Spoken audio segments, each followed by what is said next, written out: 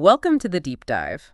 Today we're looking at something most of us probably use almost every day, maybe without thinking too much about the incredible science that's actually happening inside the microwave oven. That's right. And this deep dive comes to us thanks to a listener, actually, who shared a really fascinating stack of sources, articles, FAQs, that kind of thing. They really break down how these things work. Yeah, and, are they safe? What do they do to our food? And how can we use them best? Exactly. So think of this as your shortcut, maybe, to really getting what that box on your counter is all about. We're going to unpack the physics, which is surprisingly interesting, debunk some myths, and share practical tips straight from this material. And honestly, there were some things in there that surprised me too, like the idea that your microwave might actually be better at preserving certain vitamins than, say, boiling. We'll get into that. Better. Wow. Okay. I'm hooked already. Let's unpack this then. What is a microwave oven fundamentally, and where did the idea even come from? Was it like an accident? Well, the origin story, according to these sources, is a pretty good place to start. It goes back around 80 years. There was this researcher, Percy Spencer. Okay. He was working with radar tech, testing a new vacuum tube. It's called magnetron. Magnetron. Sounds important. Oh, it is. It's still the core part of the microwave today. But back then, Spencer was working with these high-powered microwaves.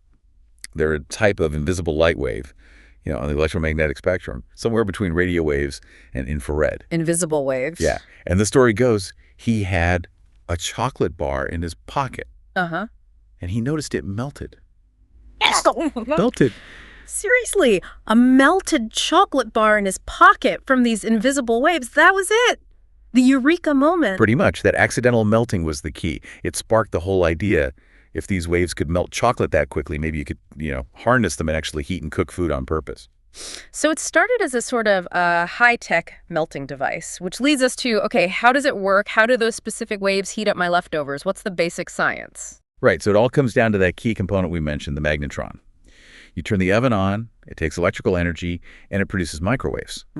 The sources describe them as being about 12 centimeters long. 12 centimeters? Okay, so they have a definite size and not microscopic. Exactly. And these waves get directed into the cooking area, the cavity. Right. Now, here's where it gets really specific and different from your regular oven. Regular ovens heat the air, right, which then heats the food from the outside in. Yeah, convection. Microwaves, though, they're selective. They mostly interact with molecules that are electrically asymmetrical. Polar molecule. Polar, like tiny magnets. Sort of like that, yeah. Yeah. Means they have a slightly positive end and a slightly negative end. And the most common polar molecule in almost all food is water. Water. Of course, it's in everything. Exactly. Fats, carbs, salt.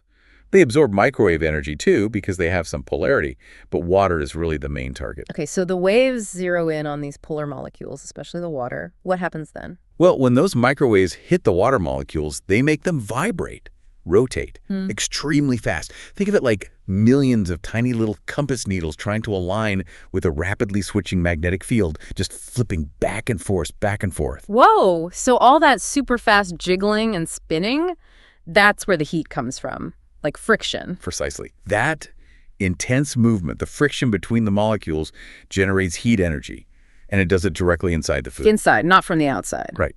It's called dielectric heating. Yeah. Heating from within, essentially. Dielectric heating. Okay, so millions of tiny heaters switching on inside the food wherever there's water. That's totally different from my conventional oven, just blasting heat at the surface. It's a fundamental difference. And it explains why microwaves cook so fast, but also why they sometimes cook unevenly. Right. Okay. So magnetron makes the waves vibrate the water, food gets hot from the inside. How does the oven actually manage all this? Keep the waves in, try to make it cook evenly?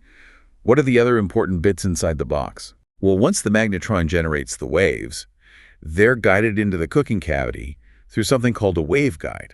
Okay. And that cavity, the inside of the oven, is lined with metal walls, reflective metal. Ah, metal. Wait, I thought you weren't supposed to put metal in the microwave. And you're absolutely right about putting metal in it. Never put metal containers or foil in there. It reflects the microwaves way too much, causes sparks arcing, and it can damage the oven or, start a fire. Right, sparks bad. Very bad. But the metal walls of the oven are crucial.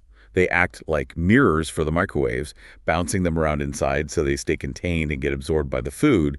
instead of just escaping. It's basically a Faraday cage. A Faraday cage. Right. Trapping the waves. Okay, that makes sense. So they bounce around. Exactly. And it helps them bounce around more evenly. Some ovens have a stirrer fan or maybe a wave distributor. It kind of mixes things up. And then there's the bit we all see, the turntable. Spinning plate. Is it really that important? Oh, yeah, it's crucial. It's there to combat one of the biggest downsides of microwave cooking, uneven heating. Because the waves are bouncing around, they can interfere with each other, creating spots with lots of energy hot spots and spots with very little energy cold spots. They're sometimes called standing waves. Standing waves. Okay. So the turntable slowly rotates the food through these different energy zones, trying to give everything a more even exposure over time. Helps smooth out those hot and cold patches. So it's not just for show. It's actively fighting the cold spots. Good to know. Definitely. And speaking of keeping things contained, the door is pretty clever, too. It's got special seals, obviously, but also that metal mesh screen you look through. Yeah. The holes in the mesh are small enough to let you see in, but too small for the microwaves, remember. They're about 12 centimeters long to get out. Plus, there's a safety interlock system. The second you open the door, it cuts the power to the magnetron instantly. It stops microwave production. Ah, okay, that interlock is key. Because I think for a lot of people, the word radiation connected to microwaves, it sounds scary. Which brings up the big question. Are these waves, this radiation, harmful? Should we, step back when it's running? That's a really common concern, and the sources were very clear and, frankly, quite reassuring on this. Microwaves are a form of non-ionizing radiation. Non-ionizing. Okay, what's the critical difference then? It's huge. Ionizing radiation, the X-rays, gamma rays, has enough energy to actually knock electrons off atoms and molecules. That's what can damage DNA and cells. Right, the scary kind. Exactly. Non-ionizing radiation, which includes microwaves, but also radio waves, infrared heat, even visible light. It just doesn't have that kind of energy. It can make molecules vibrate, generate heat, like we discussed, but it can't fundamentally break chemical bonds or damage your cells in that same way. So it heats things up, but it doesn't, mutate them. Precisely. And the amount of leakage from a modern, properly functioning microwave oven is extremely low. It has to meet very strict safety standards. One source actually compared the leakage level to the radiation from a standard 40-watt fluorescent light bulb. A fluorescent bulb. Wow. Yeah. That puts it in perspective. Fluorescent lights don't seem particularly dangerous. No, really, right? So while maybe not leaning right against the door for hours is, a theoretical extra precaution in case seals degrade over many, many years, there's no need to fear standing in the same room while it's operating correctly. And what about the food itself? Does it somehow stay microwavy? Does it become radioactive? Absolutely not. That's a complete myth the sources debunked thoroughly. Yeah. The microwave energy is converted directly into heat energy within the food. It doesn't linger as microwaves. The food isn't irradiated in the radioactive sense. Once the oven stops, the microwaves are gone instantly. Yeah. Okay, good. So, safe when working properly, non-ionizing, food doesn't glow in the dark afterwards. Phew. But what about nutrition? Does blasting food with these waves destroy all the vitamins and good stuff? Well, this is where it gets really interesting and maybe counterintuitive for some people. The sources suggest that microwave cooking can actually preserve more nutrients than some other common methods. Wait, preserve more? How does that work? It seems like such an intense process. It comes down to two main things: speed and water. Okay. First, speed. Microwave cooking is usually much faster than boiling or roasting, right? Yeah, definitely. Many vitamins, especially vitamin C and some B vitamins, are sensitive to heat. The longer they're cooked, the more they degrade. So the shorter cooking time in the microwave actually minimizes their exposure to heat. Less time cooking means less time for nutrients to break down. Makes sense. What about the water part? Right. When you boil vegetables, for example, a lot of those water-soluble vitamins leach out of the food and into the cooking water. And then you pour the water down the drain. Exactly. You pour the nutrients away. But with microwaving, you often use much less water, sometimes none at all. So fewer of those vitamins get washed out. They stay in the food at higher rates. That's actually brilliant. Less cooking time, less water loss, better nutrient retention. Generally, yes. The sources mention specific studies like one on broccoli, showing significantly less vitamin C loss compared to boiling or even frying. Now, there's a small nuance. Uh-oh. No, that's not bad. Just that even with microwave heating, some compounds in vegetables can still leach into whatever water is present. So maybe for maximizing nutrients in certain greens, steaming might still have a slight edge. Yeah. But overall, the speed advantage for heat-sensitive stuff is a big win for microwaves. Okay, so generally good for nutrients, potentially better, but maybe steam your broccoli if you're really focused on that. Right. So summing up then, what are the big pros and cons? Pros. Definitely speed. Convenience, obviously. Energy efficiency is a big one. You're heating the food, not the whole oven space. And as we just discussed, potentially better nutrient retention for many foods. Yeah, the speed and convenience are undeniable. What about the downsides, the limitations? Well, the main one we touched on is uneven heating. Those hot and cold spots are a persistent issue you need to manage. The bane of microwaved leftovers. Totally. Also, microwaves don't brown food or create crusts. You don't get that Maillard reaction happening because the surface doesn't get hot and dry enough in the same way. Right, no crispy bits. Exactly. And foods with very little water can sometimes get tough or rubbery. And of course, it's easy to overcook things and dry them out if you're not careful. Okay. So knowing all this science, how it works, the safety stuff, the pros and cons, how do we use this knowledge practically? What are the key tips from the sources for using our microwaves better and safer? All right, practical stuff. Number one, absolutely crucial, container safety. We mentioned it before, but no metal, no foil, no metal trim on plates, no twist ties with metal inside. Because Sparks, arcsing. It can damage the magnetron, even start a fire. You need to use containers specifically labeled microwave safe. That usually means glass, ceramic, or certain types of sturdy plastic. what about like takeaway containers or yogurt pots? Generally avoid those flimsy single-use plastics. They can warp, melt, or potentially leach chemicals into your food when heated. Stick to the stuff designed for it. Got it. Microwave safe only.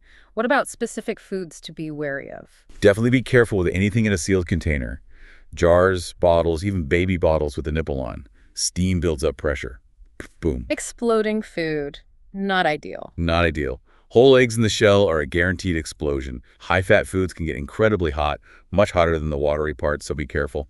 And, oddly enough, some fruits, like grapes, can actually spark. Grapes can spark. Why? It's complex. Something about their size, water content, and electrolytes creating antenna-like effects at microwave frequencies. Just maybe don't nuke grapes. Noted. Avoid exploding eggs and sparking grapes. How do we deal with that uneven heating problem then? Okay, solutions. Use the turntable, always. If you don't have one, or even if you do, stopping halfway through to stir the food or rotate the dish is really important, especially for dense things like casseroles or big portions. Stirring is key. Absolutely.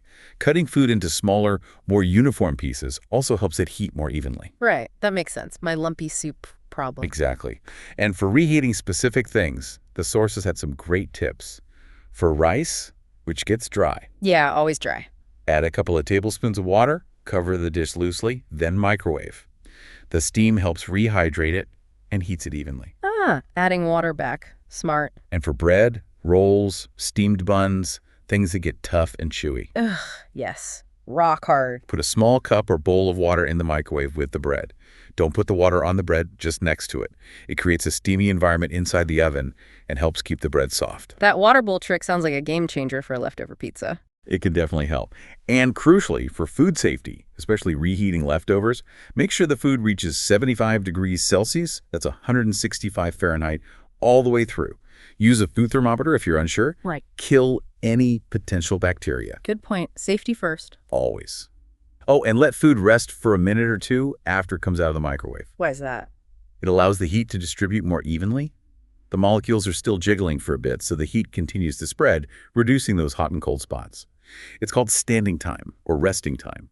It actually finishes the cooking process. Like letting a steak rest. Okay. What about keeping the microwave itself happy? Clean it regularly. Splatters and grease buildup aren't just gross. They can absorb microwave energy, potentially cause uneven heating, bad smells, or even arsing if they get really charred. And one really important don't, never, ever run the microwave empty. Why not? Because there's nothing inside to absorb the microwaves. They just bounce around and get reflected back to the magnetron, which can overheat and damage it permanently. Very expensive mistake. Ouch. Don't run it empty. Got it. The sources also tackled some common questions, right? Like, the Wi-Fi thing. Does my microwave really mess with my internet? Yes, it can. Microwave ovens operate around the 2.45 gigahertz frequency band. Guess what else uses that band? Wi-Fi. Bingo.